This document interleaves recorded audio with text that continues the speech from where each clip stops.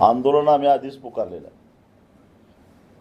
वेंगुर्लेला मोर्चा झाला, देवगडला मोठा मेळावा झाला, त्यानंतर ओरसला मोर्चा झाला. आंदोलन चालूच आहे. आंदोलनाची जी स्ट्रॅटेजी असते, टप्प्याटप्प्यानं आंदोलन वाढवत न्यायचं, ते काम करतोयच आम्ही. जेव्हा पालकमंत्री सिंधुदुर्ग ओरसला आले, 2 दिवसात मी निर्णय घेणार आहे असं सांगितलं. किती दिवस झाले त्याला आता? 2 दिवस म्हणजे 14 मार्चला व्हायला पाहिजे होता निर्णय.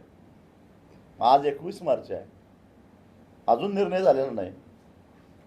आणि हे सरकार तेच सरकार आहे, त्या सरकारचे नेते तेच आहेत देवेंद्र फडणवीस, जे 2024च्या ऑक्टोबर महिन्यामध्ये शेतकऱ्याचा 7/12 कोरा कोरा कोरा असं 3 वेळा ओरडले होते. त्या आश्वासनाचं काय झालं?